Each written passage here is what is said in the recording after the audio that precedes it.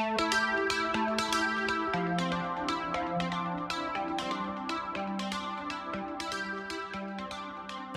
and welcome back. In this video, we're going to go ahead and use an unordered list to create a navigation menu for our page. So I want to put the little navigation bar right here underneath my hero image. So I'm going to navigate to that in my code. So there is my hero. So right underneath it, before I hit this section for the restaurant, so after that ending div tag, I'm going to go ahead and put in a new div, because I'm going to add some styling to it. So I'm going to put it in a new div, and inside there I'm going to create my unordered list, and I'm going to create some list items that are going to turn into our navigation. So the list items are going to be home, and then I'm just going to create some anchor tags in here, so it's just going to scroll down the page. So home will bring me back to the top. The next section I want to go to is our menus here. So I'm going to write menu. And then the next section I want it to scroll to is going to be down here where we have these articles, and I'm going to call that the news section. So I'm going to create another list item. I'm going to call that news. So right now I've got my list items, and I need to turn those into some hyperlinks. So inside that list item tag for each of them, I'm going to create an A tag, and I'm just going to give it an href equals, and for right now, I'm going to just put in a £sign just to get these roughed in here. And then the home obviously is going to go in between there to turn it into that hyperlink. There we go. And it's got some of that inherited styling that we've put in for our hyperlinks already. So that's where that orange is coming from. And I'm going to repeat that process for the other two. Create a href.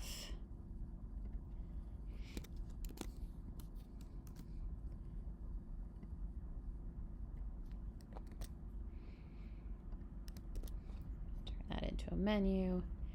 And then one more.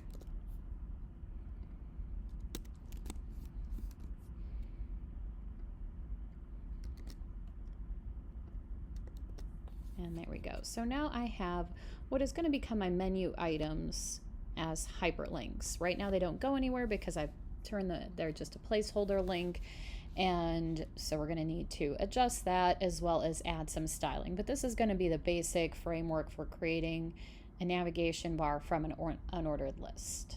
All right, now that we've got these linked, let's give them a place to go. So because I want the home to go to the top, my href it needs to point to an ID within the page. So because I've set an ID of hero to this section, I can simply call that and leave it being that £sign and then writing hero. So that's going to call that ID of hero. I need to add some IDs to my other sections to get to menu and news. So I'm going to scroll down to find where the menu starts. So right here I have lunch menu. So within that H2 tag, I can call an ID of, and I'm going to say food menu. And then I can scroll back up to my navigation bar. And I'm going to call that out, and that needs to exactly match. So it's going to be that food_menu. Remember, no spaces in there. And that will then link, because this is going to look for something with an ID of food_menu, which is what we've got. And then I'm going to scroll down to that article tag for my news sections. So right here in the article tag, I'm going to give that an ID of news. And then I'll go back to my menu here. And then I'm going to type in news. So that's going to look for that ID of news. So now these are linked, and they will go and scroll down. There we go. All the way to that news section. So you can test that. They will jump to that part of the page. So now we've got those links working. Let's go ahead and do some styling to make this look a little more interesting and a little bit more like an actual navigation bar. So to add some styling in, I want to add an ID to this entire section. So I'm going to call it main menu.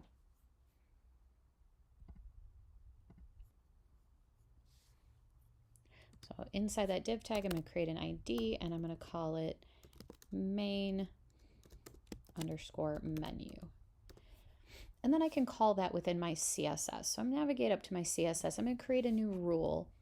And the first one I'm going to type in is going to be that # main underscore menu. I'm going to go ahead and set up some margin and padding for that.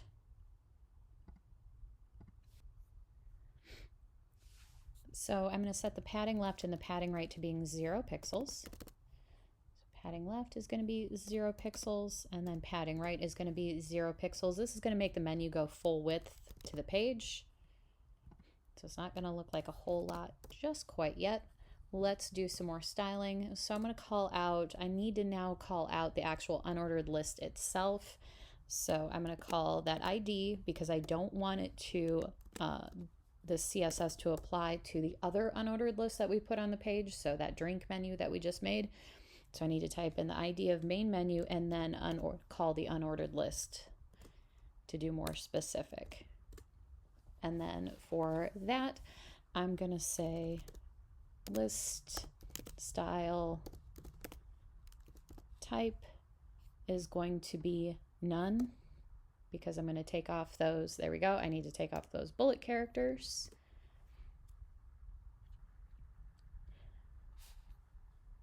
So then I need to add the margin is just going to be 0, and the padding is going to be set to 0 for that as well. I'm going to set the overflow to being hidden. I'm going to set a background color of being a really nice dark gray, which is going to be #333333. It gives me that nice dark gray color. All right, now let's actually style the text inside there. So I'm going to create a new CSS rule that's going to apply to just the list items.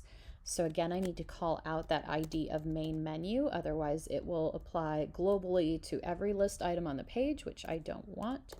So main menu and then list item for more specific. Squiggly braces here, and I'm going to say float left, and this will get them to go in line. And then I'm going to set some padding because I do want them to go across, and I'm going to say padding left is going to be 16.6%. And that measurement is based upon having 3 items here.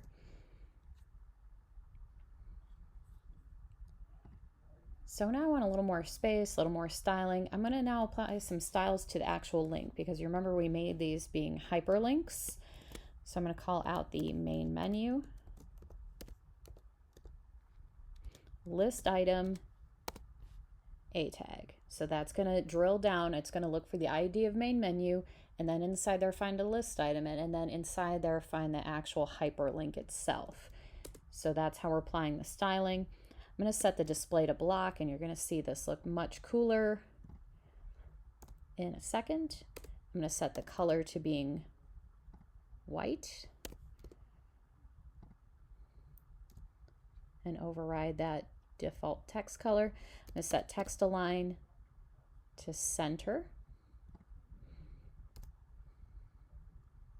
I'm going to set the padding to being 16 pixels to give it a little more space all the way around.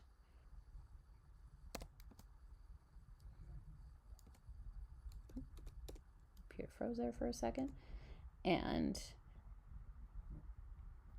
going to set the text decoration to none.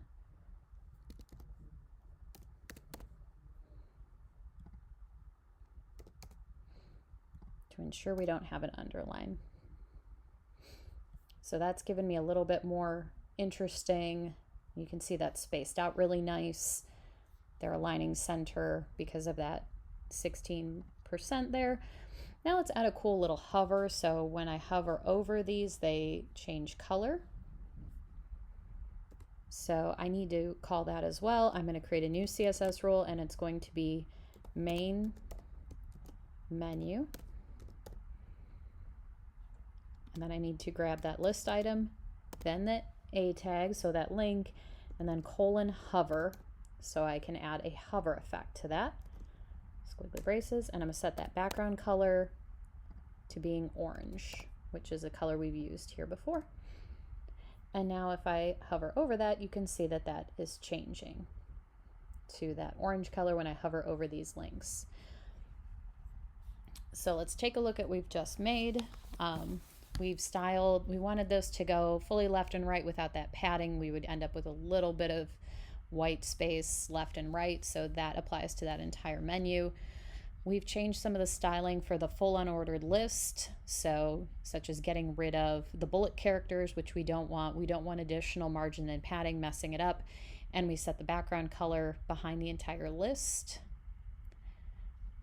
We set the main menu, the list items to be, they're going to float left, which allows them to line up in this horizontal way.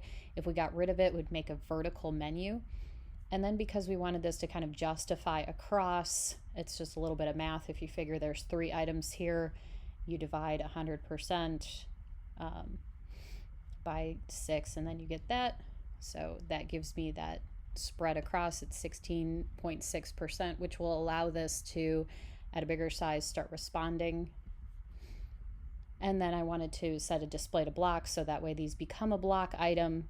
The font color is white. That text is aligning center in that space, and that padding gives me a little more padding all the way around. If you said I wanted it to be bigger, you could always make it bigger. 26, you see how much bigger that gets. That's not a definitive measurement. You can decide based on your own site how big you want it, and I wanted to remove the underline. That's already being inherited from elsewhere in our site, but text decoration of none gets rid of the underline. Then we added a hover color of orange, so you can tell what you're getting when you click on that navigation. So that is a basic navigation bar, and these will scroll to their respective areas or jump down to the page because we set them to being anchor links within the site. So now that we've got this menu, it works pretty well. It is a little funky at a larger size, and maybe there's some other things we want to do with this. This was a decent stopping point, but maybe we want to investigate a couple other features that you can do with navigation bars. And there's a lot more encompassing than what we are going to do in this video, but let's play with a couple more settings. So let's actually make this menu become a fixed navigation bar. So as we scroll down, you see that it doesn't go with me. So even if I click on news, I have it take me down there, I have to manually scroll up to the top. So I can make a sticky navigation. So let's look at what some of those look like. So within my main menu here, let me scroll up to here, main menu, I want to set the width to being 100% just to make sure that it's always going to be going that full width of the container. And then I want to set the position of this navigation bar. So let's look at what some of that looks like. So I can set a position, and there's a few different things. Let's look at what sticky does. So if I set it to sticky and I start scrolling,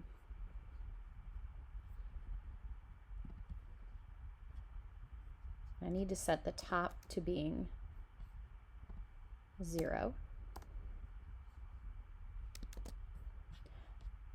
That'll start scrolling with me. So you can see as I drop it off, it's going to jump down, but it's going to go away once I hit that first navigation point. So that's pretty cool. That's sticking, and that's sticking right where I left it.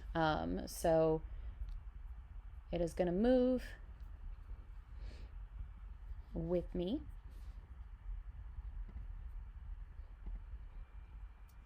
I can change Instead of being a sticky position where it just kind of picks up and sticks where it is and the top being 0, I can set the position to being fixed, and that's going to fix that to the top because I have the top set to 0. So it's going to go all the way to the top, and then scroll with me as I go. So let's see what that also looks like if I get rid of that top equals 0. So if I cut that out of there, it's going to fix where I had positioned this, where it's under that hero image, and now it's just going to be a fixed thing as I scroll and stay static there. That's not really what I want, but that's what that does. If you say give it a fixed position with no position to land in, I do want it to stay to the top, so I'm going to set that to being 0, just because now this nav bar will always be stuck to the top of my browser window. So that's the first thing that we are going to do, is have that become a little bit stickier. So it's going to scroll with me, so as I jump through, I can continuously go back to the top there. So that's working as intended. And we'll fix some of this spacing. So you see, whenever you fix your nav bar to the top, it is going over top of that hero graphic. So we're going to add some spacing to that. Let's go ahead and add that now, just because I want to make sure that we can see all of this. So I'm going to actually locate my body tag all the way up here at the top, and I just want to add some margin top. So I'm just going to add margin top 20 pixels.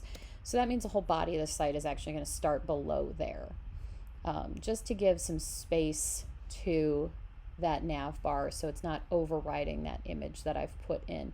Now that pixel dimension is going to vary based upon the height of your nav bar. So if you have a taller nav bar, you may need to add more margin. If you have a shorter nav bar, obviously it's going to be shorter pixel dimension. So that is not an exact measurement. That's just working more with what we have here. So let's add a little bit more to this navigation bar. Because I want this to be a little bit more mobile responsive, I'm going to work with some Flexbox classes. So Flex is a way that we can out of the box make our websites responsive. And I'm going to do that because I want this to be justified across the width.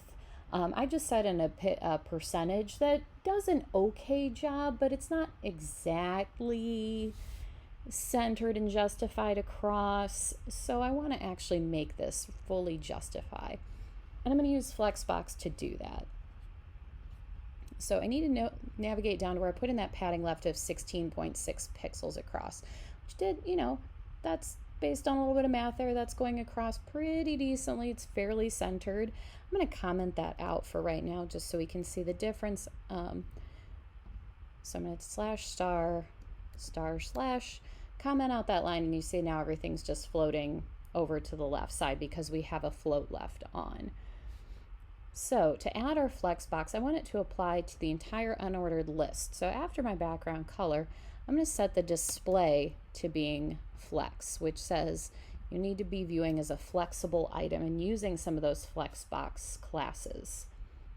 And then I'm going to set that justify the content to being the space around. So it's going to justify around that content. And that separated everything very nicely. So now all my content is looking the way that I want it to. As I stretch in that screen size, it's responding very nicely. I'm not starting to get a weird wonky space to the right or to the left. It is justifying as a flexible menu. And then because we put that padding in, it's sticking to the top, and that looks really nice. That's a great way to do a nice menu that flexes with your browser. All right, one last thing I'm going to do with this now that I'm working on this at a mobile size is that when my screen gets to a really small size, this is starting to get a little bit squished together, and I want to turn it into more of a vertical menu. So what I do with that then is I need to put in what are called media queries, because at a small breakpoint I want a behavior to change. So what a media query does, it basically says, hey, when you see that the browser window is at a certain pixel size, now these behaviors need to happen. So turning on or turning off some CSS styles. So let's look at what a media query looks like, and let's put some of that in. I need to do one little bit of housekeeping though, because I put in some flex styles. I really don't need this float anymore either, so let's go ahead and comment that out as well. And now we can put in our media queries for this. So I'm going to create a new CSS rule that will become my media query. And so when you write a media query, you have to write the @ media. And then I say the screen. So when the screen is something, and I'm going to set it to, you can set a minimum width or a maximum width. So minimum width would say when it's any bigger, if the minimum width is this, then this is going to happen, or if the maximum width is this, so anything smaller than a certain size. So we want to do a max width because we want to say when the screen is smaller than 480 pixels, these behaviors need to happen. So we're going to set max width to being 480 pixels, which is going to be basically a small mobile device. Now you can set those widths to being any breakpoint that you want, so it's important to be aware of breakpoints as they change. That's something that's going to change as technology progresses. So then I've done my squiggly braces, and now inside there I'm going to nest a CSS rule. So I'm going to call out that main menu,